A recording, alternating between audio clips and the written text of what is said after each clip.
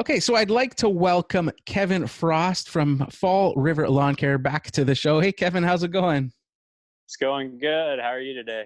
I'm doing really, really good. Thank you very much again for coming onto the podcast for a second time. It's been a minute since we've did our first episode together. I think it's 2017 or so that we did that first Golly. episode. So yeah, it's been absolutely crazy. So maybe start out by telling us a little bit about yourself and your business for those of the audience that don't know who you are. Well, like Julio said, my name's Kevin Frost, and I own Fall River Lawn and Landscape. I'm out of Arkansas, Central Arkansas. I've been running this business for about 5 years at this point, and I actually purchased a existing business and jumped into lawn care kind of that way. I worked in a corporate job for about 10 years before I got started with lawn care. My job got outsourced, and I lost my job.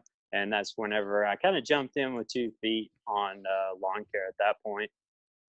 Awesome. Very, very cool. So you mentioned there, and we talked a lot about that in the first episode that we recorded those years ago about, and I think it was actually the focus of that episode was buying a business rather than starting from scratch.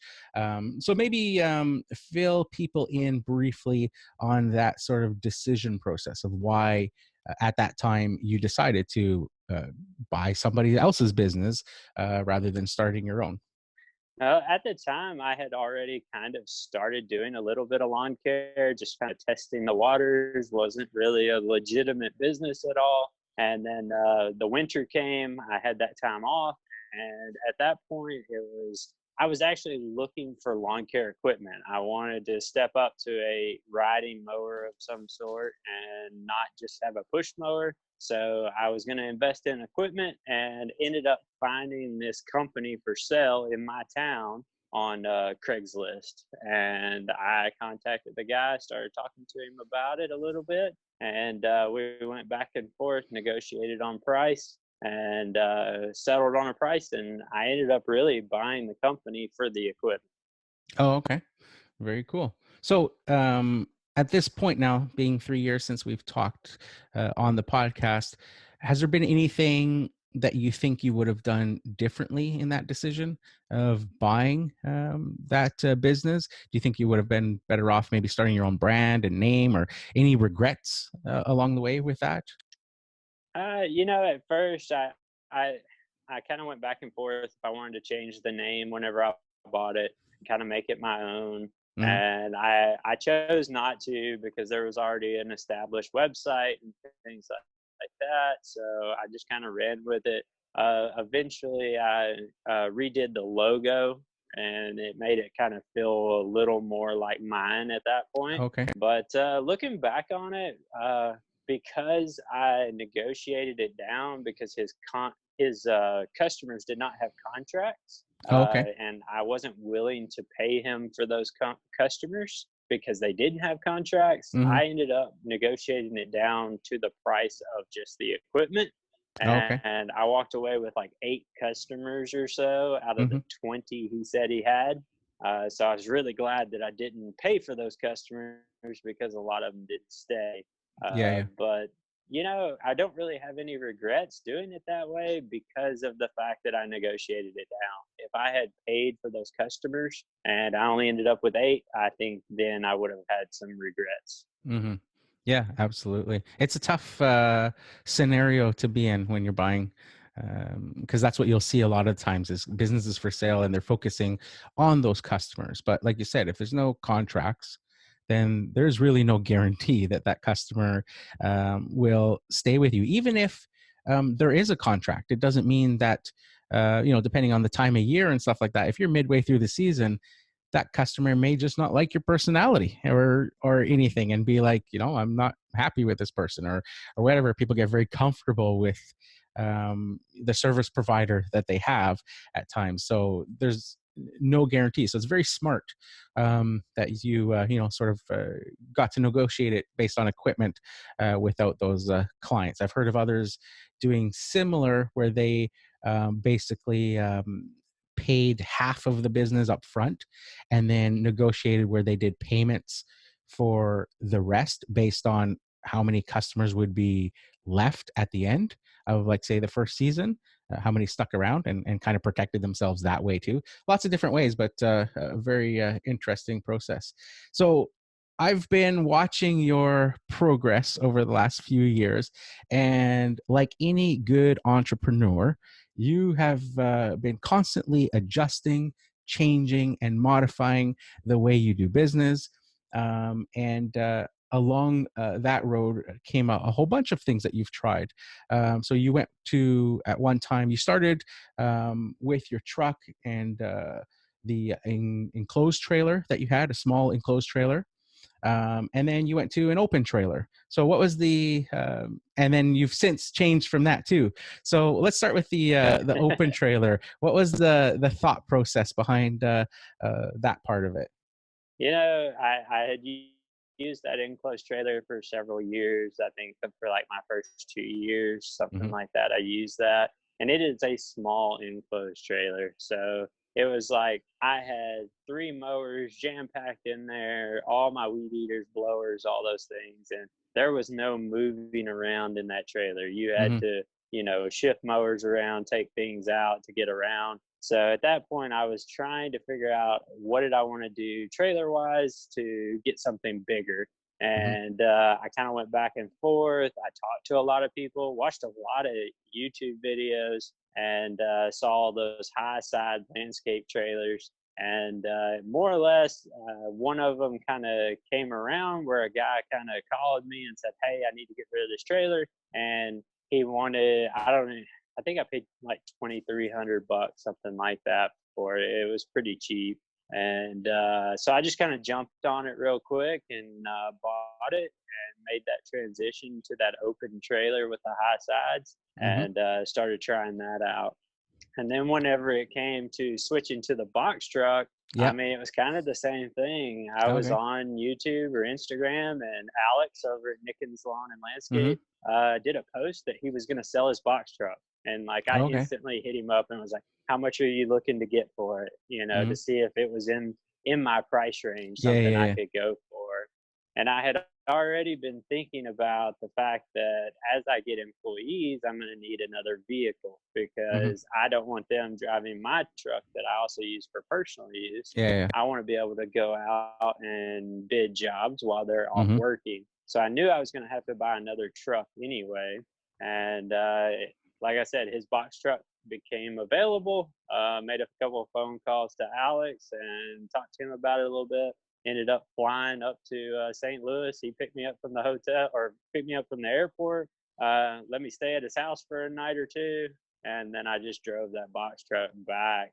Oh, And cool. like again, it was just that opportunity came up Hmm. to try something a little different, and that's whenever I just kind of jumped, and I ended up selling that high side open trailer after Hmm. I got the box truck because it sat at my house for like a couple months and I never used it. So I kind of held on to it, wondering if I would go back and forth, but I never did. So I ended up letting it go. I actually still have the enclosed trailer. That's the original The trailer original. of the company, Yeah. Yeah. and it's getting transitioned into being a hardscape trailer at this point. Okay, very cool. So you've got a pretty unique insight then in the fact that you've tried, a box or enclosed trailer. You've had an open trailer. You're using a box truck now. So maybe share some experience with that and what you've learned from that. Is it just depend on how your business is structured in what trailer would work best for somebody, say, starting out, or what type of vehicle in that sense? Or does it matter, just the fact that you just wanted something bigger and stuff? Maybe what are some of the advantages and things that you've learned between each of those types of setups? Right. There's kind of pros and cons to all of them. I mean, you can nitpick each one apart. Hmm. An open or enclosed trailer is just like having the box truck. whenever you're talking about carrying limbs and things like that, you don't really have a lot of storage for your waste. Or Hmm. if you wanted to go get mulch in your trailer, it's almost impossible to do it with those types of vehicles. And then the downside with the box truck is if your truck goes down, it's your truck and trailer going down at Hmm. that point. Hmm. You can't just go grab another vehicle and still have all your equipment with you, which you would have with a trailer.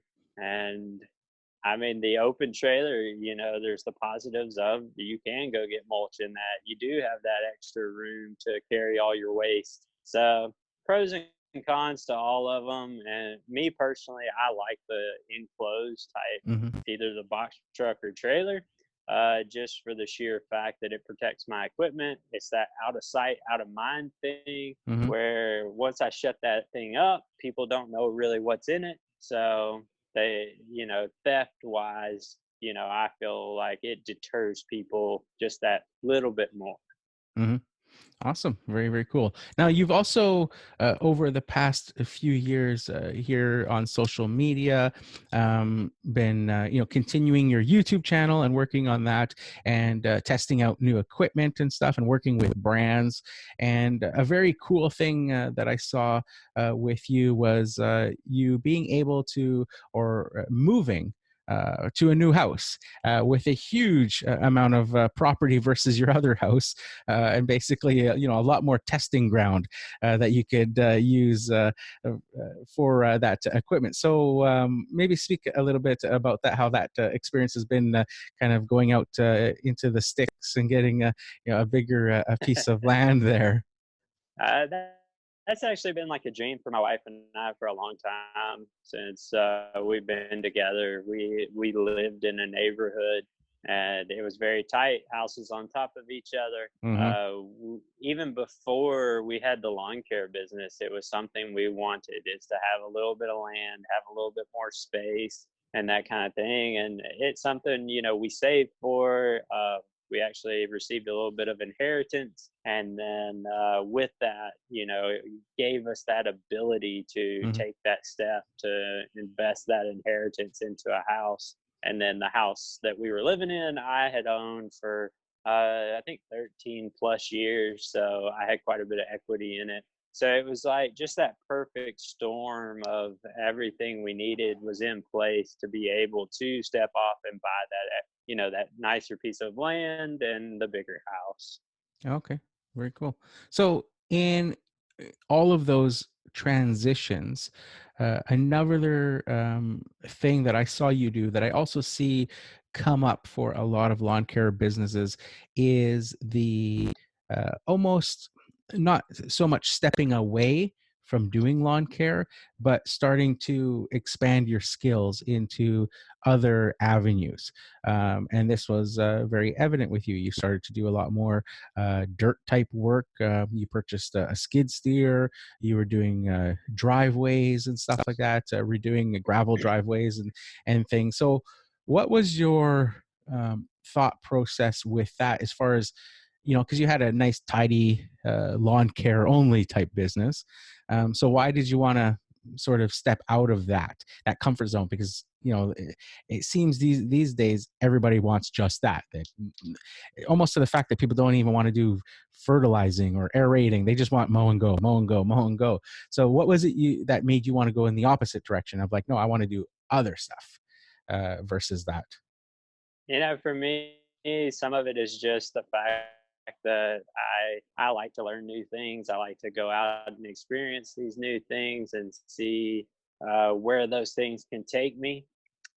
Being an entrepreneur, I love looking at other businesses, and I mean, don't get me wrong, I love lawn care, but if Hmm. there's a business out there that I see more profit, more ability to do things with less labor, less work, and a higher profit margin, I'm going to pursue that. Hmm. Because in whenever it's all said and done, I'm not a lawn care guy, I'm an entrepreneur. Hmm. So for me, that's the way I'm looking at those things. And with the skid steer, it's a question I get all the time. Is do you still have the skid steer business? I actually partnered with another guy to do that. Um, unfortunately, it didn't quite work out the way we planned. And I wasn't available as much because I started taking on some hardscape and learning that hardscape. Hmm. And there were several times where he was out doing jobs and I couldn't be there. Mm. And I just personally didn't feel like, that was fair to him. Hmm. So I kind of went to him and talked to him about that. And I just told him, I was like, hey, this isn't fair to you. You're out there making all the money. I'm reaping the benefits. And I could have been kind of a jerk and stuck with it and Yeah. got a free paycheck, but it's not the kind of person I am.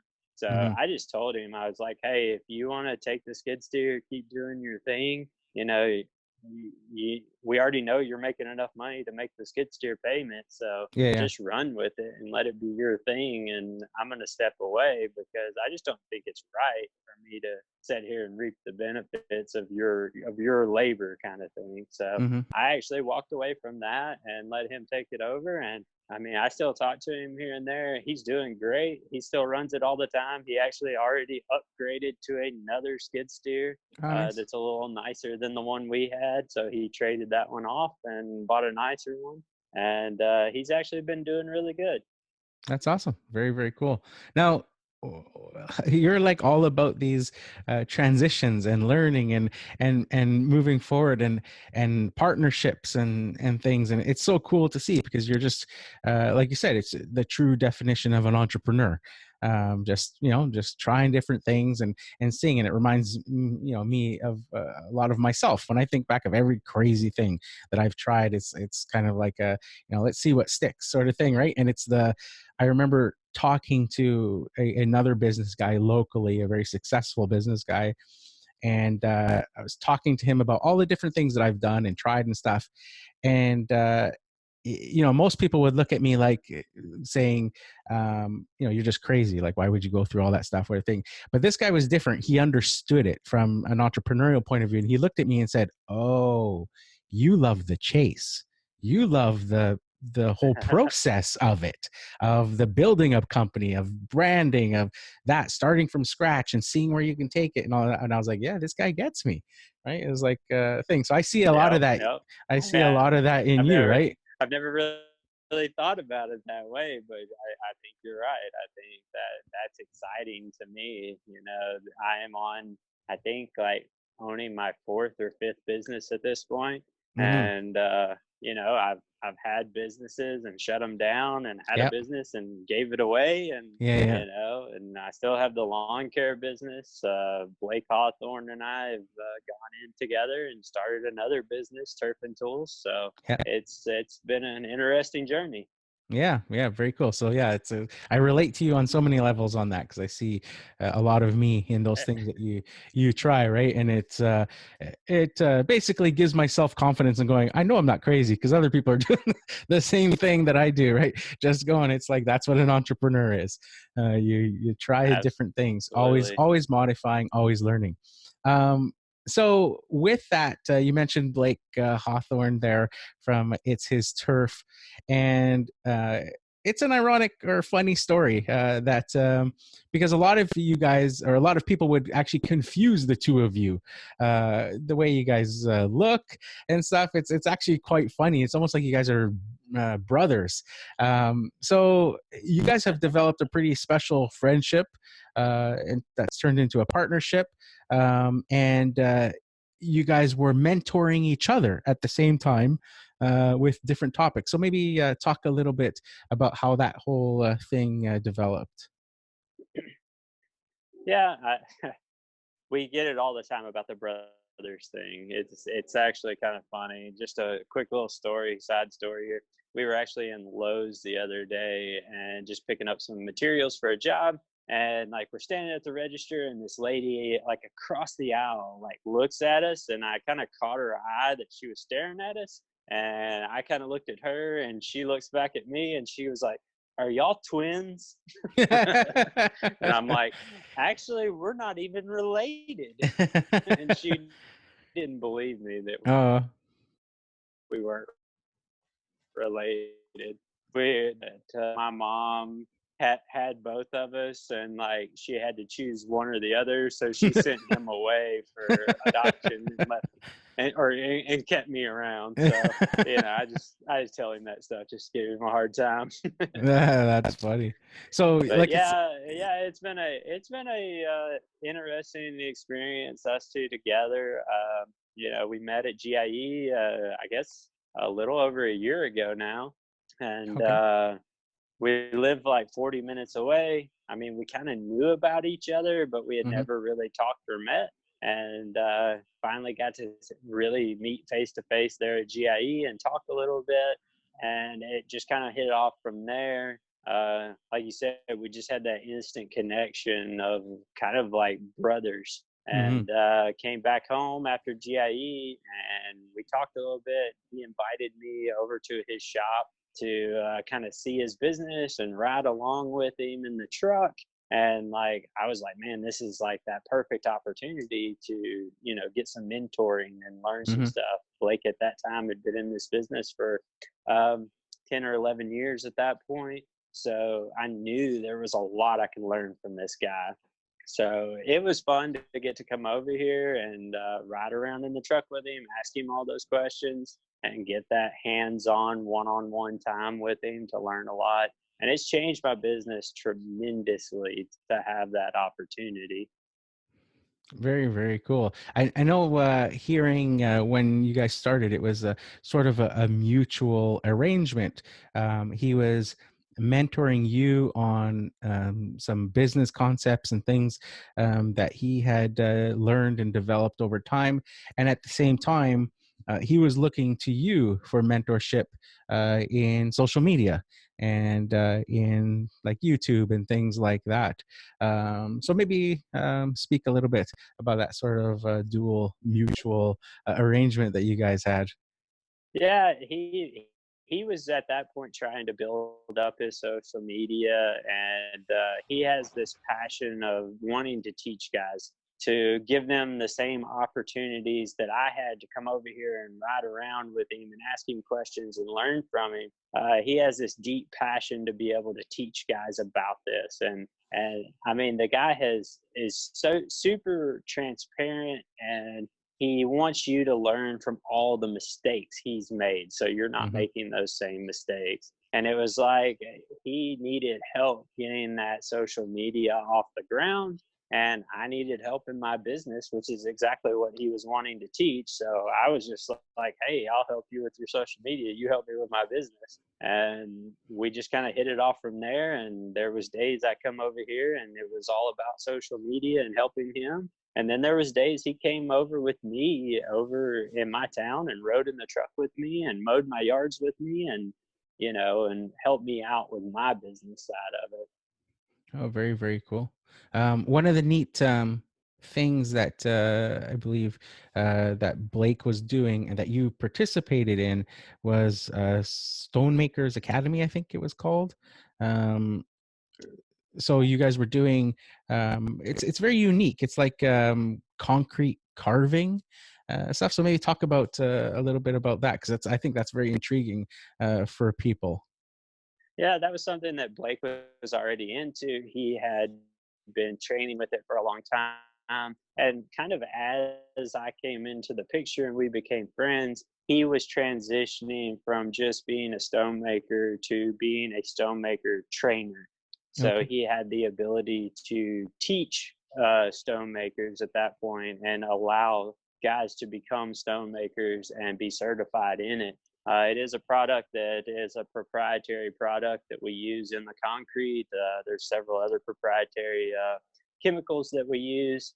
Um, and you have to be trained and licensed to be able to use those through stonemakers. So we actually just did another training just like a week ago.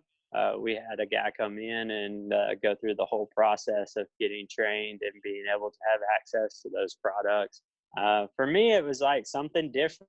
Again, the entrepreneur side of me saw, potential in that. And the Hmm. fact that nobody else could do it and nobody else had the ability to do it. My only competition anywhere close to me was going to be Blake. Mhm. who's not really competition for me because knew I would be subcontracting him to do the work anyway, and so it just kind of worked out in my favor to the fact that he was right there, and I could get this license to have my section of the state to be able to sell these products, Yeah. and I just saw potential in the fact that there's a huge profit margin in this Mhm. stuff. I mean, it can be anywhere from 70 to 80% profit margin Mhm. in the stone makers. It's a lot less work than building walls with 80-pound blocks, Yeah, yeah. and we're carving this stuff to look like natural stones, but you have a monolithic pour that has rebar in it, which makes the wall stronger than a block wall. Mhm. Very, very cool. For those listening that don't or can't picture, like you guys have been doing some fire pits and things like that, but that stonemaker's concept, I think was probably like if you sort of dig deep and stuff, I think it was probably pioneered by the Imagineers at Disneyland, because you walk through Disneyland and that's basically stonemakers on a grand scale. Everything there is carved concrete. If you go up to it and touch it and stuff, it's all, all those different rides and themes and stuff. There's carved concrete absolutely everywhere there, and that sort of takes it to that grand scale where it's sort of like you said, rebar and framed and stuff. If you look at pictures of Disneyland and themes under construction, that's what it is. It's all rebar and base and chicken wire or that sort of stuff, and then concrete put on top, and then with some proprietary things to hold it together, and then it's carved and stuff over time, and then painted and stuff to look, like you said, really real. It looks absolutely like natural, waterfalls and things like that. And the profit potential, like you mentioned, I can only imagine, because you guys are doing going into things like swimming pools now, from your social media. So talk about that, because that's a huge transition from going from like you said, you've known Blake for about a year and a half or so, and you went from mowing lawns to learning how to do some basic stonemaker fire pits and things like that, to seeing you now working on swimming in-ground swimming pools and that sort of stuff. So it's just absolutely the amount of growth and knowledge that you've had this past year is just overwhelming. So Yeah, and I attribute a lot of that to Blake and the things that that he's taught me about this stuff. One of the biggest things I added to my business was learning to do subcontracting. okay. Learning, or I guess it would be learning to be the contractor and Oh, okay. subcontracting that work out. I did have to go get a license in my state. I am a licensed contractor in the state of Okay, cool. Arkansas. So I went through that whole process a little over a year ago throughout the winter. I went through that process to get my contractor's license. And that way I was completely legitimate and all that. I had to change some insurance stuff. And so like doing that swimming pool, I had to go down to the city and I had to pull permits, and you have Mm-hmm. to have a contractor's license to pull those permits.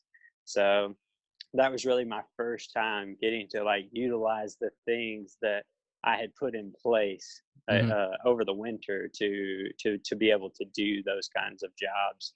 And don't get me wrong, it's been super scary. I Mm-hmm. mean, I was just it's about to just ask you like that. sometimes you just there's been some stressful days. I have to deal with inspectors. Mm-hmm. Inspectors have to come in to the job sites and inspect it, and you got to be there and you got to go around with them. And honestly, I failed an inspection, and Mm-hmm. it cost me a few days. And I had to get the electrician back over there, and we had to change some things. So it taught me a lot to do that swimming pool. And to be honest, I don't know if I want to continue doing jobs, that are that big. Mm-hmm. That one is close to a $50,000 job. Mm-hmm. Um, they're hard. I mean, Yeah, there's a yeah. lot of management that goes into a job that big, and your money can get away from you very quickly with Mhm. those larger jobs, especially when you have delays. Like, he shut down the job site. We couldn't do anything on the job site until that was fixed. Mm. So and then we had to wait for the electrician to come back. So we had to wait a couple days for him, and it just turns into, like, the bigger the job, the bigger the headaches. Yeah, yeah. And that's the thing. And I think that's one reason people really like to stick with that mowing aspect of things Mhm. is, there are headaches in mowing, but they're not big headaches. Yeah.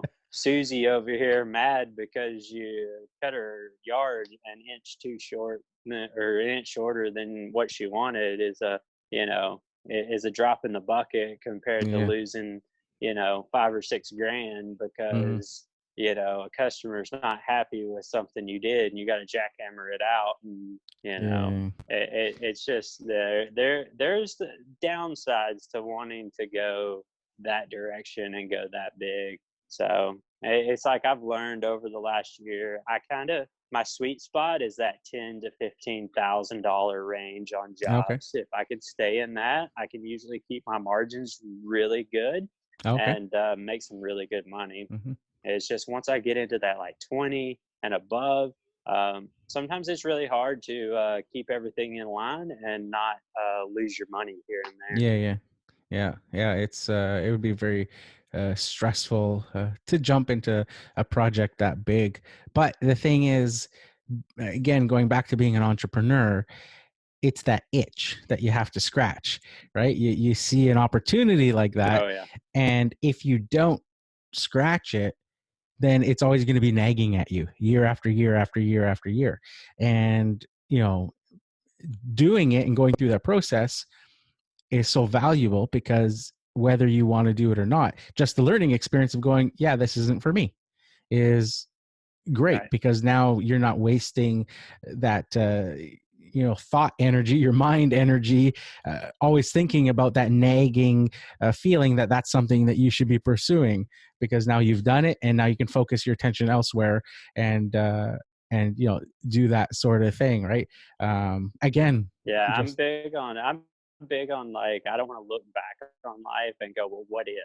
yeah, yeah. What if I had tried that, or what if I had done this? And it's always been something that drives me Hmm. because it's like I don't want to miss out on that opportunity. So, what if drives me, like, Hmm. greatly.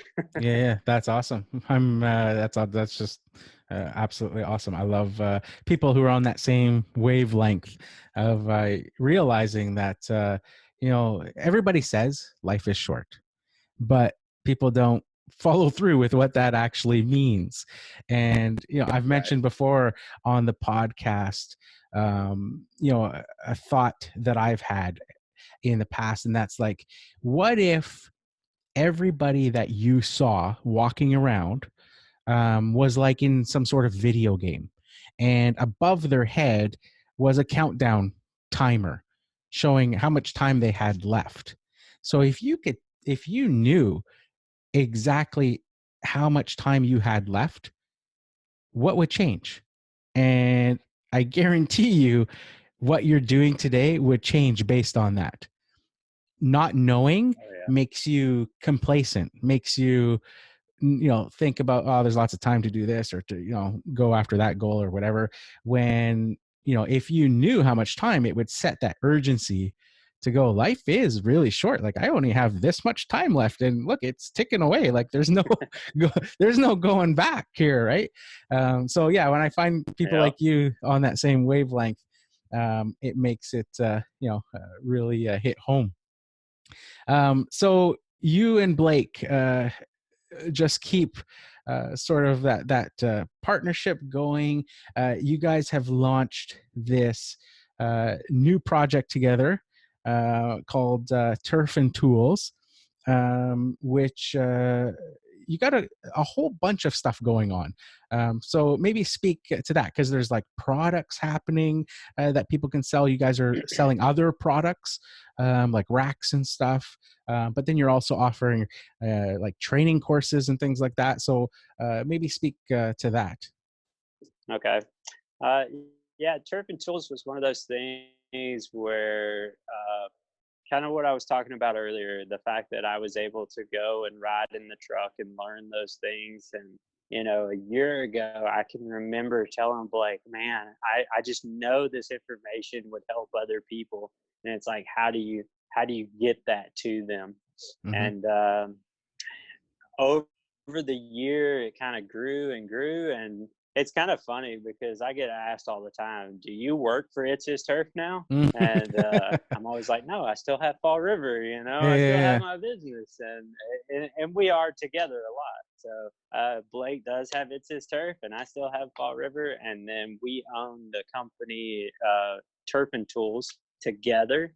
We Okay. are 50% partners in that. So we even partnership going in with it. We help each other manage our YouTube channels and our social media through that. We also, like you said, we're doing some training camps. We just finished up one of those about a week ago. That was our very first one. We had about, I think it was 8 guys here, something Okay. like that. We got huge amounts of feedback that it was like some of the best information they'd ever got. Very Some of the cool. guys had gone to like seminars and things Hmm. like that where you just sit and you talk and you don't even talk, you just listen to people talk about their business. And we wanted to make this a little different because we wanted it to be very hands on. So, Hmm. like, we got a van, a 15-passenger van, and we loaded all the guys up and we went out into the field and we went and looked at an HOA, POA property and showed them how to bid it. We played games out there. We had bid sheets for them and we walked them through the process of bidding it, and we Okay. made a game out of it as, hey, whoever gets the closest to the actual bid and wins the bid, wins a $25 gift card. Oh, So cool. it kind of challenged everybody to get out there and try that. And then we also went to a residential property and we walked it and we talked about an 8-month contract versus a 12-month contract and how you could you know upsell this customer to a 12-month contract by taking care of things like pulling the weeds out of the bed, trimming the shrubs 3 times or more a year, Hmm. and adding those extra things and making that levelized bill where they can pay one price 12 months out of the year. And then that gives you the ability as the business owner to hire employees and pay them 12 months out of the year so that they're not out there. You have this really good guy that you like, but you lay him off for 3 or 4 months out of the year. He ends up finding something else or whatever, and then you can't get him back. Well, to retain that, you've got to be able to pay these guys 12 months out of the year. And having those 12-month contracts is what's going to do that for you. So it's a lot of teaching that kind of stuff. We have documents on there that everything from our 12 8-month contracts. We have a subcontractor agreement on there. We have the actual playbook, which is something that Blake built over several years. And it Hmm. was originally designed for him to help teach his employees.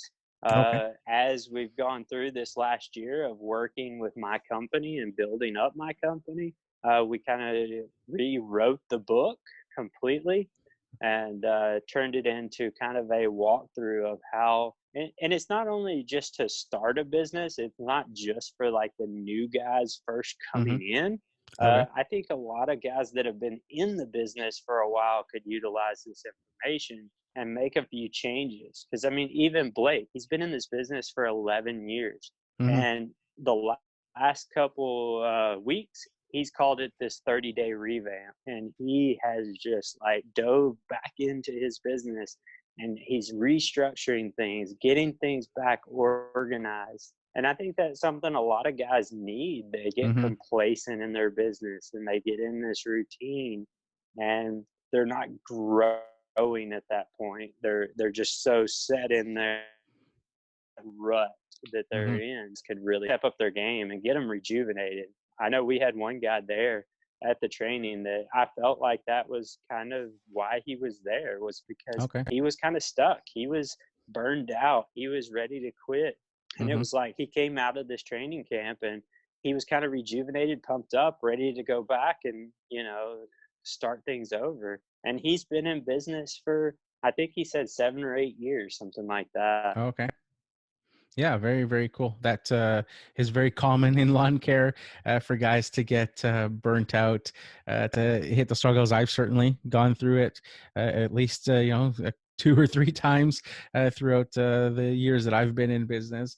And yeah, you find something like that, like a mentor, a program, even, on a smaller level, a particular YouTuber or something that you may just find commonality with. I know with me, originally, when I first sort of went through my first sort of struggle mentally with my lawn care business, and just thinking, oh, it's maybe I'll do something different, and it's not as fun anymore, and blah blah blah, and then that was the first time, just out of the blue. I don't even know what I was searching for, but a Keith Kalfas video came up on YouTube, and I watched one of his early videos, and that led to like binge watching the whole weekend of Keith Kalfas videos. And I was like, wow, like look at how excited this kid is, basically about lawn care, and it reminded me why I loved lawn care and why I got into it in the first place, and got me all excited all over again. So it's great that you guys offer something like that people can go to, and basically it's so unique because it's hands-on, like you said, right?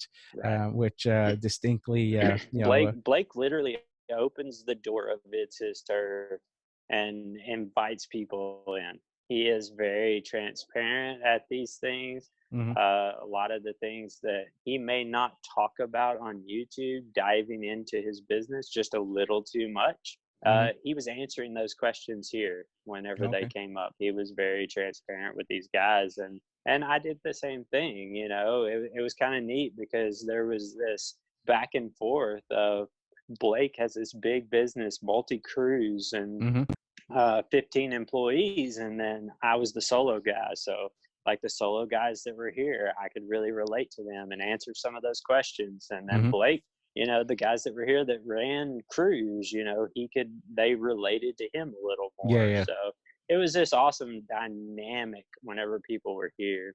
And, I mean, it doesn't just have to be the training camp. We would love to have guys and more guys come to the training camp as we do them. yeah, But the playbook alone has just tons of information in it to help you kind of, get your business aligned the way it needs to be, mhm, and start making some real money. And I mean, it's what I've implemented in my business this last year. And you keep talking about all these changes and these things that I take on and go for, and a lot of it comes down to the playbook and implementing those things in my business. mhm. Very cool. One of the things I do want to mention about Turf and Tools Yeah. is we are part of our mission is to give back.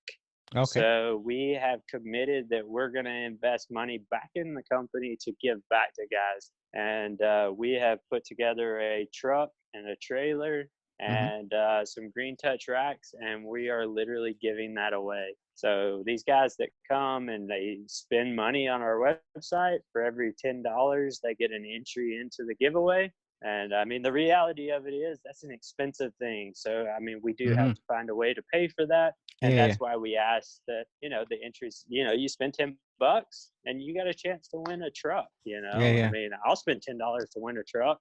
So yeah. it's definitely something I want guys to keep in mind is, you go over there, you get a document that you already need for your business, and you get a chance to win a truck. Hmm. Very, very cool. I was going to mention or talk about the truck giveaway there, and also your you mentioned Green Touch racks there as well. So I noticed when I was on the Turf and Tools website that you guys are selling Green Touch racks as well. So how did that come about? The decision to do, I guess, be basically a dealer for Green Touch racks. I've used Green Touch racks for several years now. I've worked with them quite a bit, and Hmm. the opportunity came along that they would allow me to become a dealer. And Blake and I knew we were already designing this website to be able to sell these documents in the training camps and the playbook. And we felt like it was just kind of that perfect fit to add into the business and be able to sell some more lawn care type products for these guys. Right now, as of the date we're recording this, we do have a discount code going on Okay. for Green Touch racks. It is the Fall River 10 code. I did Okay. bring that back. Yeah. So you get 10% off on any of your Green Touch racks. Not to sit here and plug sell, sell, sell, No, that's but fine. I love guys to be able to save money, Hmm. and I mean I go out, and every time I'm going to buy something, I'm out there looking to try to find a discount code Yeah. to save $10 or 10% or Yeah, of whatever it may course. be. And it's like every opportunity I have to work with these companies and offer that discount code to my followers or my audience, I love being able to do that. Awesome. Very, very cool. So this past year, we got to connect a little bit in person again since 2017. I think the first time I met you in person was at one of the Echo Means Business meetings. And then again, I finally was able to make it out to GIE for the first time, and got to chat with you and face to face in person. So that was awesome. So talk a little bit about GIE, because I know you've been there a ton of times now. You've got some crazy stories from GIE, having your truck stolen and things like that in the past, in doing some crazy gags with top notch, dressed incognito, and things like that. It's always a big event for you. It seems like when you go to GIE, is something always going on and stuff. So, what is it that you like about GIE, and what would you suggest to people that have never been to that event? The thing that I enjoy the most about going to GIE is hanging out with like-minded people, people that are in the lawn care business that get excited about it, and through social media, you make friends with other lawn care guys. It's just like Hmm. Brian over at Top Notch and I. He and I live 7 hours apart. Well. And it's not like we hang out every other day or Hmm. anything. We see each other typically one time a year, Hmm. and that's at GIE. So it's like we have that time that we get to hang out, be around each other, and have a little fun. And then I don't even remember how it came up that we were going to start doing gags at GIE, but we just probably just some stupid idea we came up with, and we thought it would be funny, and we were like, okay, let's do it. Hmm. So, I mean, this past year was the first year that like things didn't quite work out the way Brian and I planned, and we weren't able Okay. to like get together and stay in the same house, and Okay. we didn't quite hang out as much.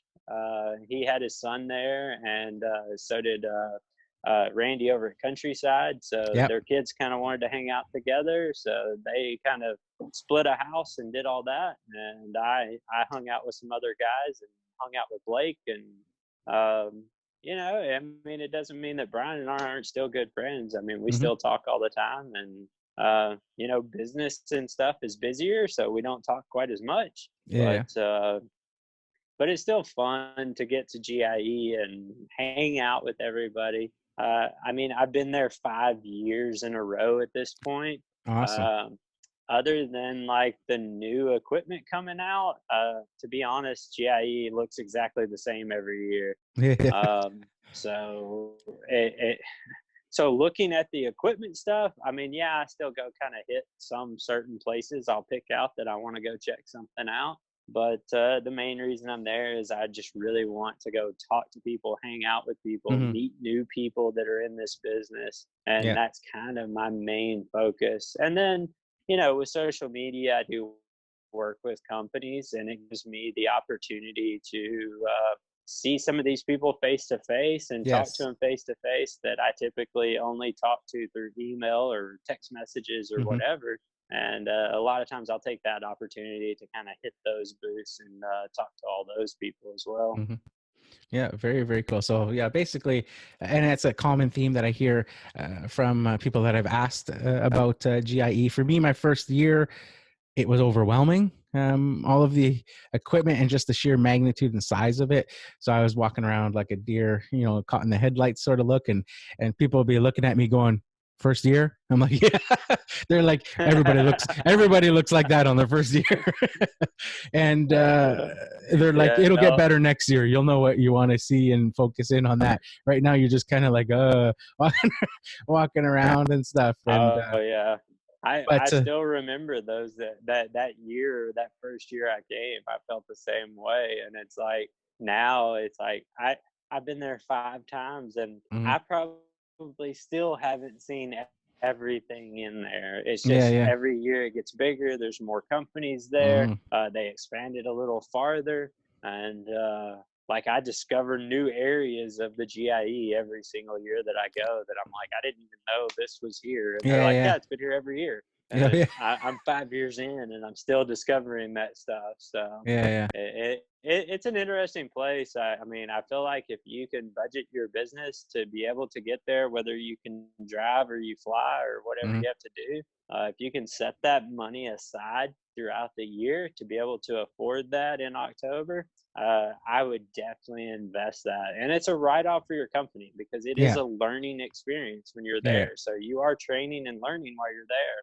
Yeah. So it's something you can write off in your business. So, I mean, utilize that and get out there and learn from people, talk to people. And I'm not even talking about the YouTube guys and all that. I mean, Mhm. anybody there will talk Anybody to there. you just Yeah. about because they're not your competition. Yeah. You're in a whole different state. And Yeah. I mean, yeah, I mean, like things for you are a lot different from me, and your pricing is different than my pricing. But Mhm. whenever it comes down to structuring your business and the things that you've done that have worked, will probably work in any other location as Yeah, yeah. well. Yeah, absolutely. Great advice. Great advice. And it's like I said, the common theme I hear from people. It's more about the camaraderie and just the networking with people and talking to other guys and stuff. And is what their biggest thing. Yeah, the equipment's cool. It's cool seeing all the latest, greatest, newest stuff that comes out. And seeing stuff that you maybe wouldn't have available in your part of town or your part of the country or stuff, and seeing that all up close. But it's more about the people and those you know uh, connections that you can make, and friendships that you can build on throughout the year. You may find people that you really connect with, that you can then text back and forth or chat with throughout the year, because they're in another part of the country, like you said, they're not your competition and stuff, and you guys can have a mutual sort of arrangement where you're kind of feeding off each other, motivating each other, and that sort of stuff. So yeah, very, very cool. Definitely, after my first year, I told my wife, the problem with me going to GIE is that I'm gonna want to go every year after that. Like once I go once, I know that it's gonna be like I'm gonna have to go every year, right? So it's one of Yeah, those things. my wife goes ahead and she marks it off the calendar. She knows I'm going to be gone that third week of October just about every year. Yeah, yeah. Yeah, very, very cool. So going back to those the gag part a little bit with GIE, you're very very anytime it seems like a good gag comes around, it seems like you're game for it, and you and Blake have pushed that limit well with some of the past YouTube videos. One that comes to mind, stands out for me, is the and it's perfect for this time of year. And everybody should be getting their lawn care body workout in. Um, so go to the closet and find your leotard and anything stretchy to put on, fluorescent and It's stretchy. sad that Blake had that in his closet. So talk about a bit about what made you guys do something like that, and not only that, I think the bigger question is, how did you convince all of those people in the video to go along to, to go along with it? It was not as hard as you think to convince them to be. There was a couple guys that were, let's say, they had some liquid courage to get on board with it. But most of them were game just from selling them on the idea. But that all kind of came about because some buddy at one point left a comment on one of my videos that told me I didn't have the body for lawn care, and more or less was calling me fat. Yeah. And I'm like, I told Blake about it, and I was just kind of laughing about it, and we came up with this idea of that Yep. of the lawn care body, it being the lawn bod. You got to Yeah. have the lawn bod to get out there and do this work. And so from there, it just kind of became this joke. And then a video idea came out of it. And the next thing I know, we got 10 guys up here at the shop, and we're clearing out an area. And we got me on a camera, Justin on a camera, and we're filming this thing. And then Justin and I edited that video together. Sorry. That's good. But Justin and I edited that video together, and like sitting there editing it, we edited for probably like 4 or 5 hours on that video. Mm-hmm. We laughed and laughed and laughed, and there was so much just like randomness that we couldn't use. I was like, okay, I'm making another video for my channel, and I'm gonna have like all the bloopers. Yeah. So we do have the main video on Blake's channel, and then all the bloopers on my channel. So it was an entertaining day. And a lot of times we do these things just because it makes us laugh, you know? And we wonder sometimes, like, do we have a sense of humor that's a little off and nobody else thinks we're funny but us? But we're still like, we're doing it because we think it's funny. Yeah. No, that's funny. That's an interesting story that it came out of basically a comment for things like that. And the ironic thing about it is that the person who probably left the comment is probably like 300 pounds. It's like that sort of thing, right? Because I'll get comments like that too. I'll put a lawn care video out or something like that, and I've had a comment in the past like, "You're lazy" or something like that, and it's like, really? I'm lazy? Like, I run a lawn care business. I record all these podcasts and do these YouTube videos. I'm like working from morning till the time I go to bed. I'm the lazy one. Like, are you kidding me? Right. So it's like, yeah, okay. Hey, I just want to thank the guy for giving us such a great idea for a video that we thought was hilarious. So yeah. Thanks, man. There you go. That's awesome. So just a lot of crazy times in the past year, a lot of changes and stuff, and a lot of growth, which is awesome to see. So here I want to transition to, since the last time we spoke, there's been some other questions that I've added to that main sort of interview topics that I do. And I just wanted to give you a chance to answer some of these because I think they're really pertinent to people. And one of them is, what is a hidden pitfall with running a lawn care business that you see prevents people from succeeding? Ooh, a hidden pitfall. Mm-hmm. I would I'm putting you on the spot. Probably, yeah. I'm just sitting here trying to think.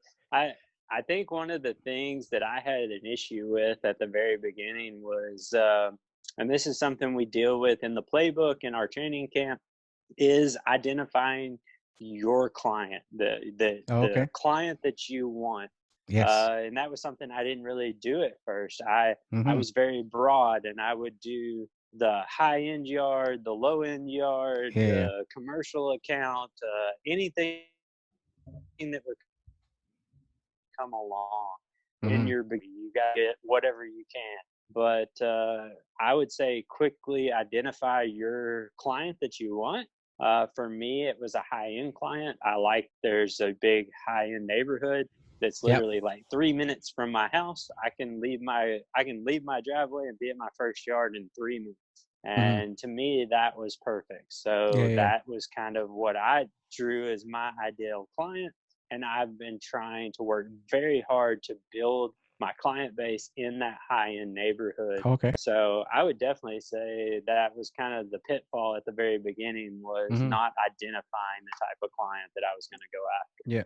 That's a great answer, actually, because you see it all the time with people that are just starting out. They are so hungry and enthusiastic about starting their business that they don't think about that part of it. So they're literally taking anything and everything that comes their way. Yeah, definitely And learn to say no. yeah, yeah. So if you were to start your lawn care business over again, what is one thing you would do differently? One thing I would do differently. Well, that goes right along with what we just talked about. Okay. That identifying that client. I would say that was a very important step for me last year. Whenever I got with Blake, Okay. is that identifying my client base of where I want to be. Uh, the other thing I would say is pricing. Okay. Um, you want to be competitive in your pricing, but you don't want to be that low ball Mm, pricing. I look back on like some of the yards I did my first year for like $30, and now I wouldn't touch that yard for 55 or 60, mhm. the exact same yard. Yeah, And yeah. it's just like I didn't realize my worth, what I Mhm, was worth, what my time was worth. mhm. um, I didn't realize what exactly it cost me to go out and do that job. So definitely knowing your numbers would probably be another one, and knowing Okay, your worth. okay. That brings up another sort of thought or question there. Excuse me. Is what are your thoughts on, because you'll see this a lot too with guys starting out, is that they'll do a bid or quote for a property, and then the customer, it's almost like a shark smelling blood in the water. The customer will like be circling around and sort of know that this person is new to the business or something, and they'll hit back with a can you do it for this much price? What are your thoughts on that? I mean, that goes back to knowing your worth, knowing Mm-hmm. what it costs to do those jobs. If you're, building a flower bed or doing edging or doing mulch, you have to know what your overhead is to do that job. Because you can't just let the customer dictate what you're going to charge. You really got to know your numbers and know what you're worth, and get out there and stand your ground. That's the biggest thing. Okay. Just like I said earlier, know when to say no. You know, Okay.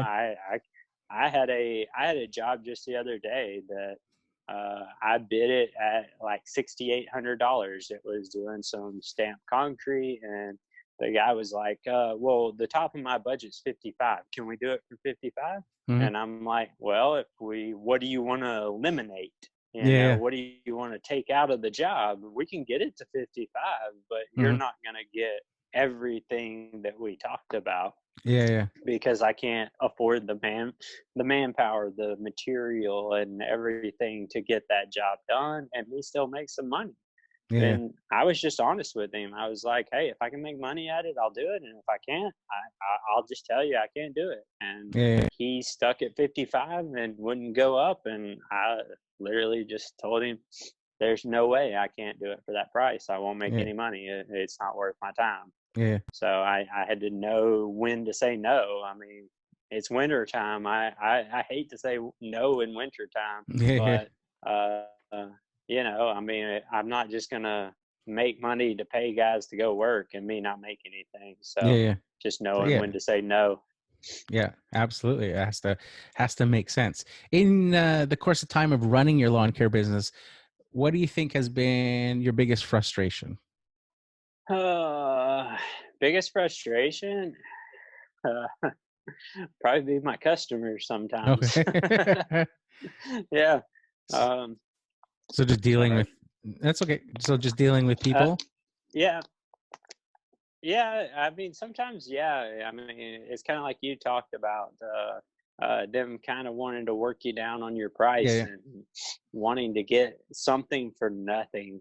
That's been very hard for me to deal with. Sometimes I've had customers complain and nitpick over very small things, especially with the mowing side.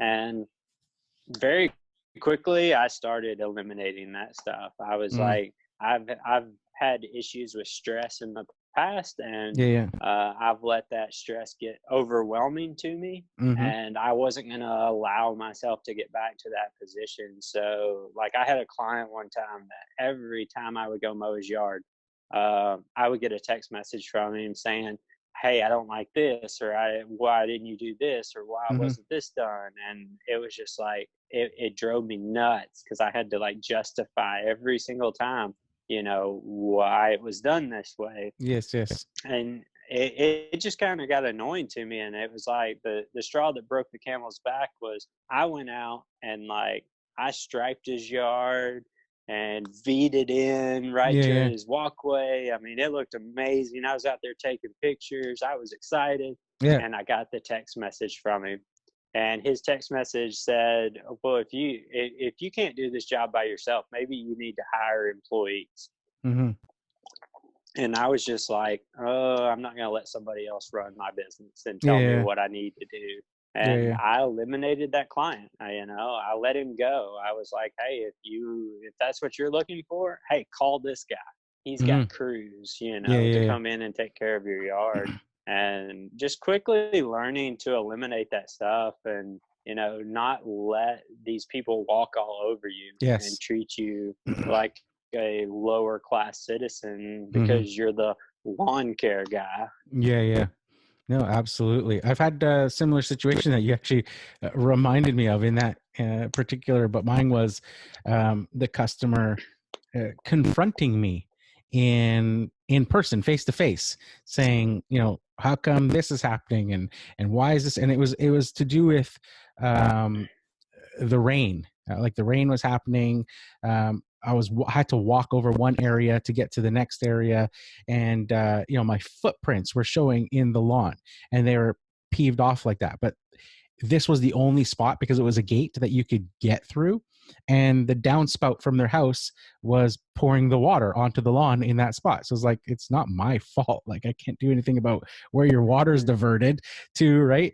And she came out, and it was a unique situation because she had a gardener as well, that just did like her fancy flowers and stuff like that, and he happened to be there. And so she was like reaming me out over this, and he was kind of like coming to my defense, going, it's not his fault, like the rain gutter is put in the water there, like he can't walk around it, the whole property's fenced in, this is the only spot he can kind of walk through. And I just like nipped it in the bud. I said, there's a easy solution. I said, I don't have to mow your lawn anymore. If you're not happy, you can hire somebody Right. else. And she basically be quiet. And and it's been 10 years now that I've had this client. So it's like, after that, I've never heard a peep from her over it, right? It was like, just stand your ground, don't let them thing, like, if it's just like you said, don't let the stress get to you.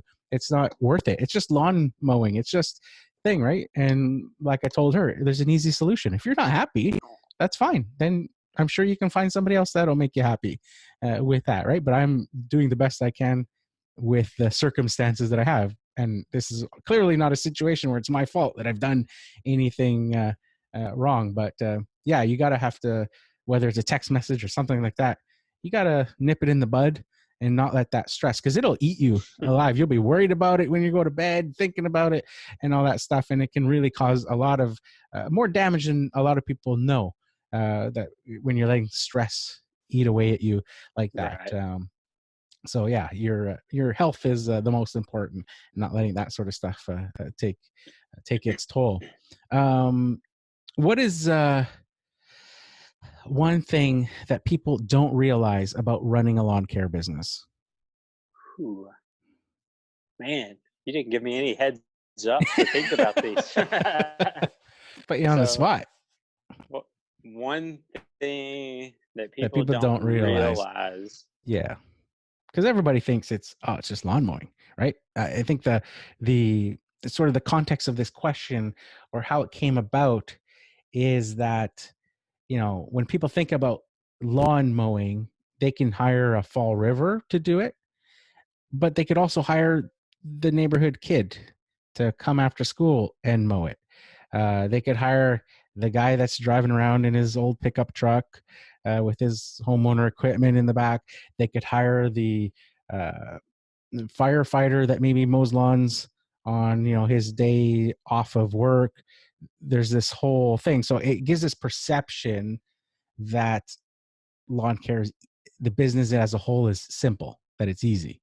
So, what's something that people don't realize about that, in terms of actually doing this as your main income?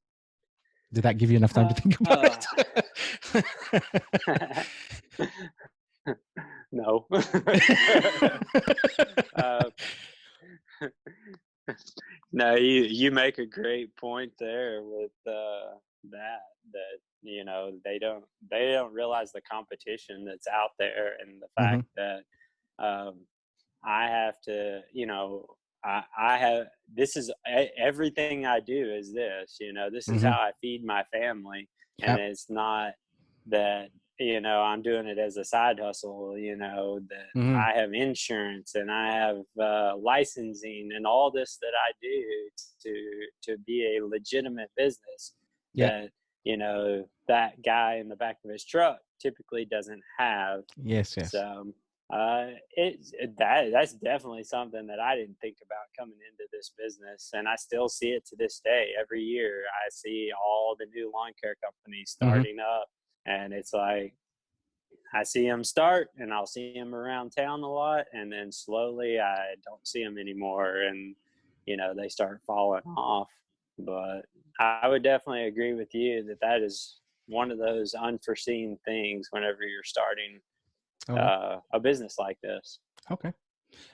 So the last question that I usually ask people, uh, is one that I would have asked you in the original interview, but being as it's been 3 or 4 years since we talked last, I want to see if your perspective has changed on that. And that is, share your best piece of advice with those wanting to start out in the business. But I want you to do this from a point of view that this is somebody that somebody that you really like, and somebody that you would only want to see the best outcome for. So if they were to come up to you and say, "Hey, Kevin, thinking about starting a lawn care business. I've been having a rough time with my current job," or something like that, want to get away from that, what would you tell them? I would tell them to really evaluate it and see what their market is like in their area, Hmm. see how saturated it is. And then I would talk to them about the fact of what is your next step. Okay. Where is that all you want to do is just mow lawns? And if it is a saturated market, how are you going to set yourself apart and specialize in something? Whether it be fertilization and weed control, or Okay. like me jumping into stone makers and learning the Hmm. hardscapes, um, finding that niche that you can do that all these other guys aren't doing, that sets you apart from those guys. Okay. Awesome. That's a great answer. I didn't even think about that, the sort of finding a niche part about it, because that's an awesome way to, like you said, set yourself apart from everybody else. You can't control everybody else. You're never going to control everybody else. There's always going to be new companies coming along each and every year. Some will fade into the background. Some will start to take parts of your area by storm. But what can you do to set yourself apart, to make you special, and make you the only one that offers that particular thing, the go-to guy for that particular thing? So Right. yeah, awesome answer.